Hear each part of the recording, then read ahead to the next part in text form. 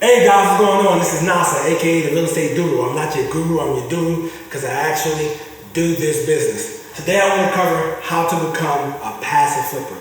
What is a passive flipper? What is that?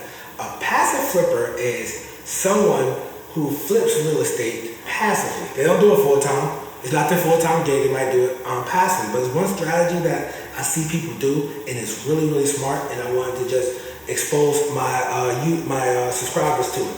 I've had people buy houses from me, and what they do is they'll buy the bargain deal, and they'll move in that bargain deal. The house will be ugly, all right? They'll move in it, move their family in it, and what they would do is, as they live in it, they fix the house up. So they take their time with the rehab.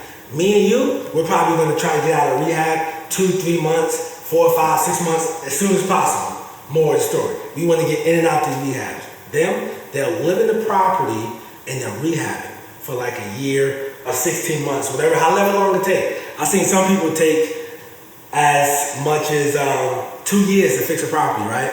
And they're all doing it while they're living in it. They're doing extensions, they're building decks, etc., and they just take it a step at a time while they live in the property.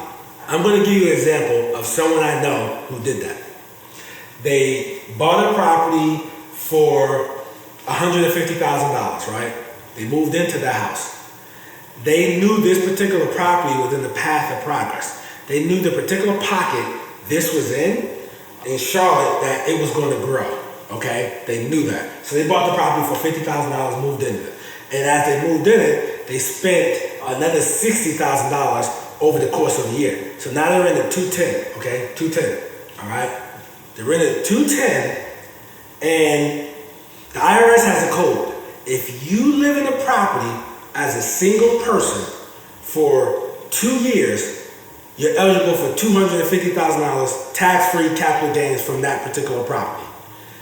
$500,000 if you're married. And again, I'm not a CPA, I'm not an attorney, so you can please verify all of this I'm telling you. So you have to live in that property for at least the last 2 years out of 5. But as long as you live in the property as a primary residence, it has to be a primary residence for at least 2 years, you are eligible for a tax-free capital gains. That person, he was telling me, I sold my property for $350,000. His cost basis was $210. He sold it for $350.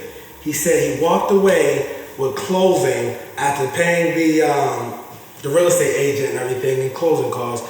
He walked away with about $120,000 or so, right? So he walked away with $120,000 or so on that particular property. And what he said, what I did was, I did all over again. And he said he normally does this with his family. They'll live in the property somewhere between 3 to 5 years, okay? So they'll live in the property between 3 to 5 years, and then they'll sell that, get the tax-free money, and do it again, and do it again. He doesn't flip real estate full-time. He's not like me and you actively chasing deals. He's targeting specific neighborhoods, looking for that one seller who's motivated. And he'll sell his house and buy their house.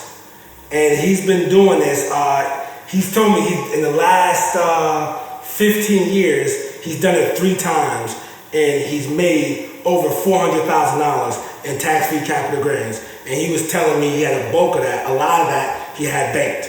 So he has like 6 figures just banked, you know, with him and his wife, and they're able to do things that traditionally the working couple who's, living paycheck to paycheck can't do.